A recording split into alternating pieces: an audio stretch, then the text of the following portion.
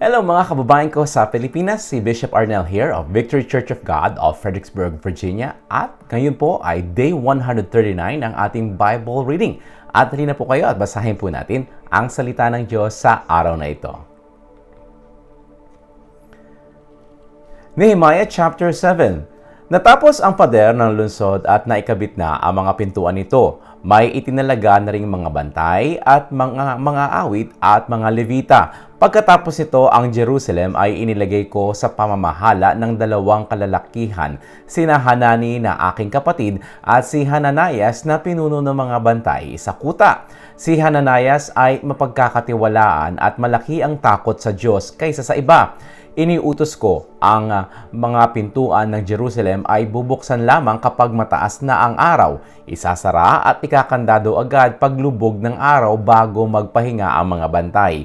Iniutos ko ring maglagay sila ng mga bantay pintuan na taga-Jerusalem.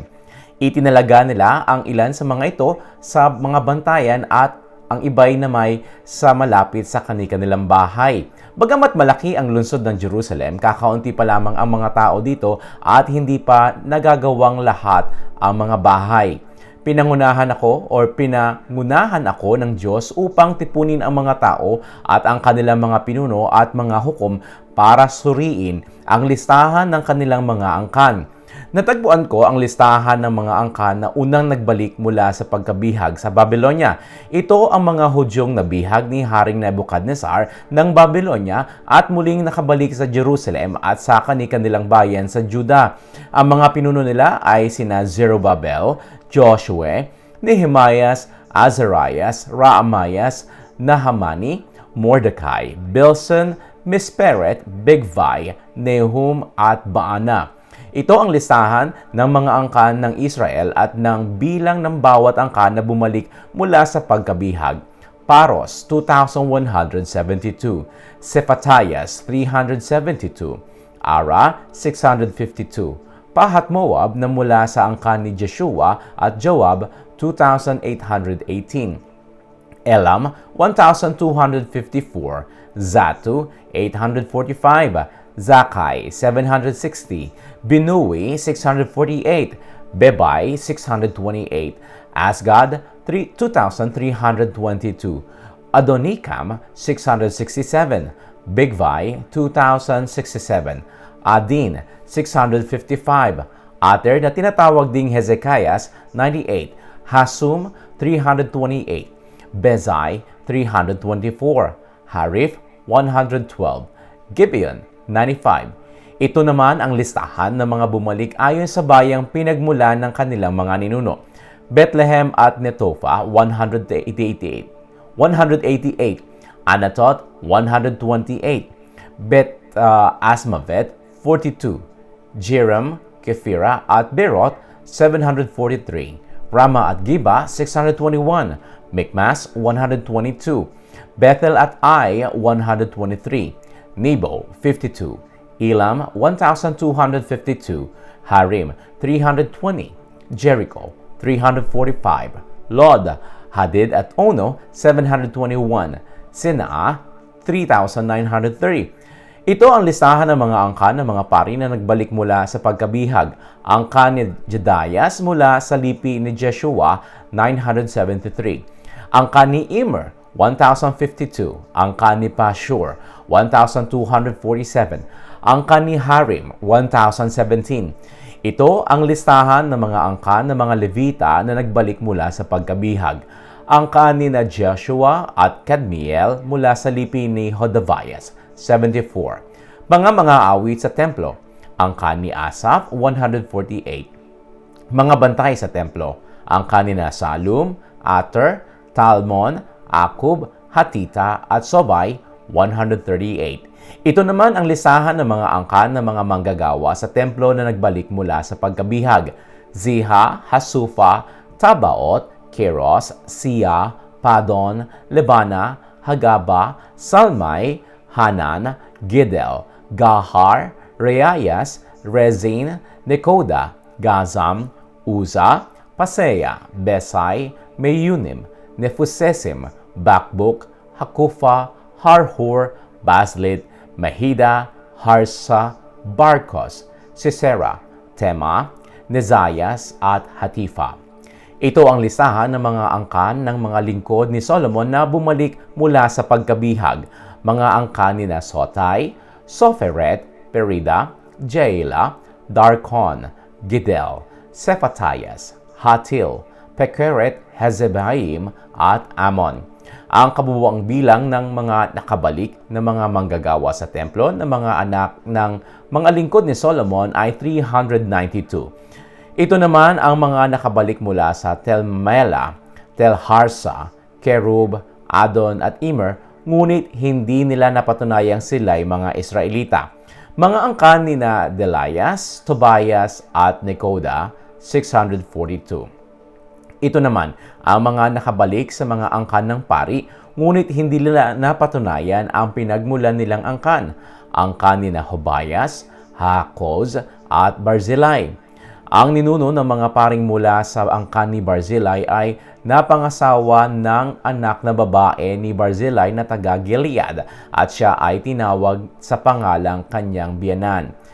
Hinanap nila ang kanilang angkan sa listahan ng mga angkan ngunit hindi nakita kaya sila'y hindi kinilalang mga pari. Pinagbawalan sila ng gobernador na kumain ng pagkaing inialay sa Diyos hanggang wala pang paring gumagamit ng Urim at Tumim. Ang kabuuan ng mga bihag na nakabalik ay 42,360. Ang mga aliping lalaki at babae ay 7,337 at ang mga awit na babae at lalaki ay 245. May naibalik ding 736 na kabayo, 245 mola, 435 kamelyo at 6,720 asno. Ilan sa mga pinuno ng mga angkan ang nabigyan ng ambag para ipagawang muli ang templo. Ang gobernador ay nagbigay ng 8 kilong ginto, 50 mangkok na pilak na ginagamit sa pagsamba at 530 kasuotan ng mga pari. May iba pang mga pinuno ng angkan na nagbigay ng 168 kilong ginto at 1,250 kilong pilak. Ang kabuuang ipinagkaloob ng iba pang mga tao ay 168 kilong ginto, 140 kilong pilak at 67 na kasuotan ng mga pari. Ang mga pari, mga levita, mga bantay ng templo, mga awit, mga lingkod sa templo at lahat ng Israelita ay tumira sa mga bayan at lungsod ng Juda. Nehemiah chapter 8. Sumapit ang ikapitong buwan ng taon at ang mga Israelita ay nakabalik na sa kani-kanilang bayan. Nagtipon-tipon silang lahat sa Jerusalem sa liwasang bayan sa harapan ng pintuan ng tubig. Hiniling nila kay Ezra na pari at dalubhasa sa kautusan na kunin ito ang aklat ng kautusan ni Moises na ibinigay ni Yahweh para sa Israel. Kaya't ng unang araw ng ikapitong buwan, kinuha ni Ezra ang aklat. Dinala niya ito sa kapulungang binubuo ng mga lalaki, babae at mga batang may sapat ng gulang at pangunawa. Mula sa pagsikat ng araw hanggang sa katanghaliang tapat, binasa niya ang kautusan sa harap ng mga taong nagtitipon sa liwasang bayan sa harap ng pintuan ng tubig. Ang lahat ay nakikinig ng mabuti. Nakatayo si Ezra, ang tagapagturo ng kautusan, sa isang entabladong kahoy na sadyang ginawa para sa pagkakataong iyon. Sa kanan niya ay nakatayo sina Matathias, Sema, Anaya, Urias, Hilkias at Maaseyas. Sa gawing kaliwa na may naroon sina Pedaias, Misael, Malkayas, Hasum, Hasbadana, Zacharias at Mesulam. Si Ezra ay nakikita ng lahat sapagkat mataas ang kanyang kinatatayuan. Ang lahat ay tumayo nang buksan niya ang aklat. Purihin si Yahweh ang dakilang Diyos, sabi ni Ezra. Itinaas naman ng mga tao ang kanilang mga kamay at sumagot, Amen, Amen. Nagsiyuko rin sila at sumamba kay Yahweh. Pagkatapos tumayo ang mga tao at ang kautusay ipinaliwanag sa kanila ng mga Levitang sina Jeshua, Bani, Serebias, Jamin, Akub, Sebatai, Hodayas, Maaseyas, Kelita, Azarias, Jozabad, Hanan at Pelayas. Binasa nila ang kautusan ng Diyos at isinalin ito sa kanilang wika at ipinaliwanag ito upang maunawaan ng mga tao. Nang malaman ng mga tao ang dapat nilang gawin ayon sa kautusan, nabagabag ang kanilang kalooban at sila'y umiyak. Ang araw na ito ay banal para kay Yahweh na inyong Diyos, kaya't huwag kayong malungkot o umiyak, wika ni Nehemias na gobernador, ni Ezra na pari at dalubhasa sa kautusan at ng mga Levita na nagpapaliwanag ng kautusan. Sinabi nila sa mga tao, umuwi na kayo at magdiwang, kumain kayo at uminom ng bagong alak. Bigyan ninyo ang mga walang pagkain at inumin sapagkat ang araw na ito ay banal para kay Yahweh, kaya huwag kayong malungkot. Ang kagalakang dulot ni Yahweh ang magpapalakas sa inyo. Ang mga taong bayan ay pinayapa ng mga Levita. Sinabi nila sa mga ito, huwag kayong malungkot sapagkat banal ang araw na ito. Umuwing masaya ang lahat upang magdiwang. Kumain sila at uminom at binhaginan naman ang mga walang pagkain at inumin sapagkat naunawaan nila ang ipinaliwanag sa kanila.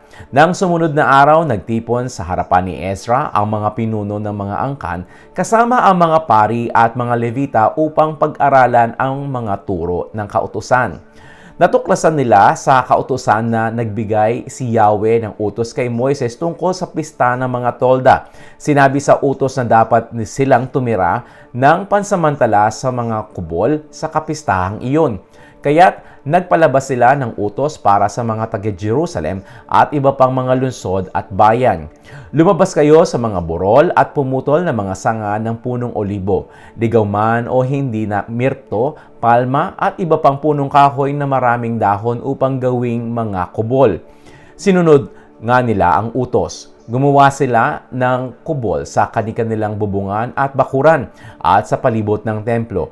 Gumawa rin sila ng mga kubol sa liwasan sa pagpasok sa pintuan ng tubig at sa pintuan ni Ephraim. Ang lahat ng bumalik mula sa pagkabihag ay gumawa ng kanya-kanyang kubol at doon sila tumira. Iyon ang unang pagkakataon na ginawa ito ng mga Israelita mula noong panahon ni Joshua na anak ni Nun.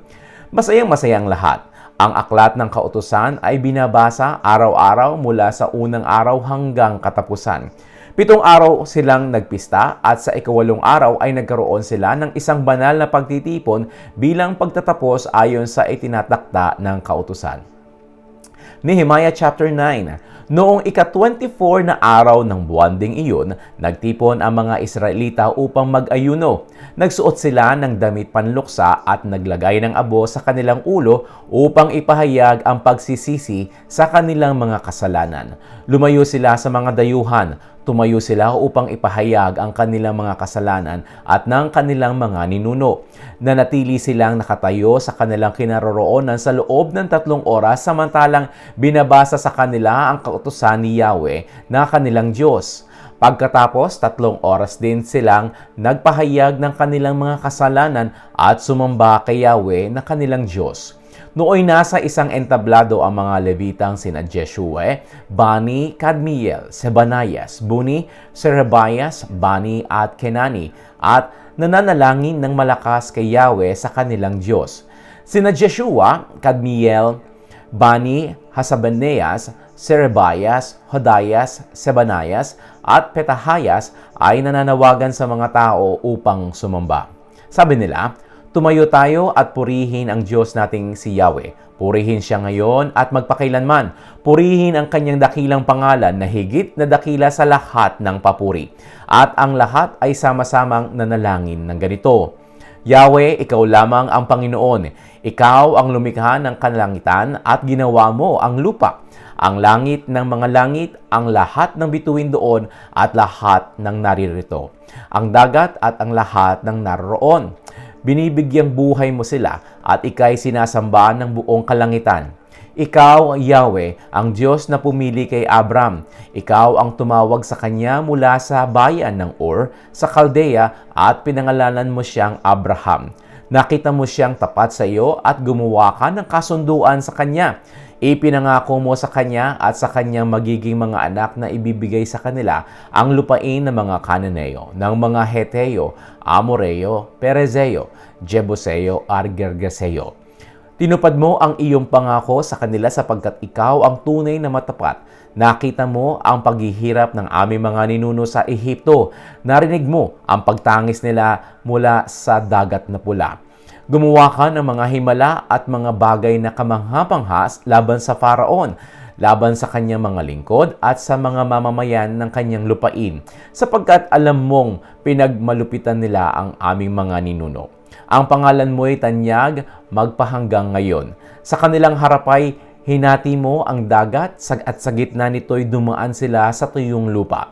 Ang mga humabol sa kanila ay nilunod mong lahat para mga batong lumubog sa nangangalit na dagat. Pinatnubayan mo sila ng haliging ulap kung araw at haliging apoy kung gabi upang matanglawan ang kanilang paglalakbay. Mula sa langit ay bumaba ka sa bundok Sinai at kinausap mo ang iyong bayan. Binigyan mo sila ng mga tuntuning makatarungan, mga batas na maaasahan at mabubuting kautusan. Itinuro mo sa kanilang ipanalangin o ipangilin ang araw ng pamamahinga at ibinigay mo sa kanila ang iyong kautusan sa pamamagitan ni Moises na iyong lingkod.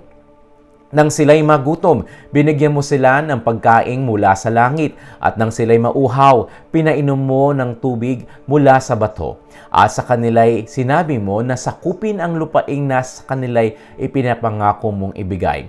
Ngunit naging palalo ang aming mga ninuno. Nagmatigas sila at sinuway ang mga utos mo. Hindi sila sumunod at nilimot ang mga himalang iyong ginawa para sa kanila. Naging matigas ang kanilang ulo at naglagay ng pinuno na mangunguna sa kanila pabalik sa pagkaalipin sa Ehipto. Ngunit ikaw ay Diyos na mapagpatawad at mahabagin, hindi madaling magalit at sagana sa wagas na pag-ibig, kaya't sila'y hindi mo itinakwil. Gumawa rin sila ng mga Diyos-Diyos ang guya at sinabing iyon ang Diyos na naglabas sa kanila mula sa Ehipto. Labis ka nilang nilapastanganan. Ngunit hindi mo pa rin sila pinabayaan sa ilang sapagkat walang kapantay ang iyong kahabagan. Hindi mo inalis ang haliging ulap sa patnubay o napatnubay nila sa paglalakbay sa araw at ang haliging apoy na nagtumatanglaw sa kanila pagsapit ng dilim. Pinatnubayan mo sila ng iyong espiritu upang turuan sila ng dapat nilang gawin. Patuloy mo silang pinakain ng mana at binigyan ng tubig na pamatid uhaw. 40 taon mo silang kinalinga sa ilang, kaya't sa anuman ay hindi sila nagkulang.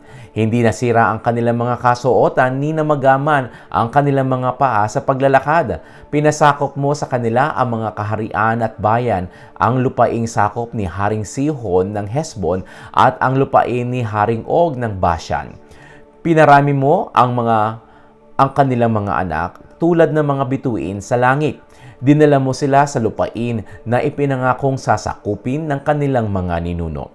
Pinasok nga nila at sinakop ang lupain ng Kanaan. Sa harap nila'y tinalo ang mga Kananeyong naninirahan doon. Ibinigay ninyo sa kanila ang kanilang mga hari at ang lahat ng mamamayan sa lupain upang kanilang gawin ang anumang naisin. Pinasok nila at sinakop ang mga may pader na lunsod. Nakuha nila ang matataba nilang lupain at sinamsam ang kanilang mga ari-ariwan.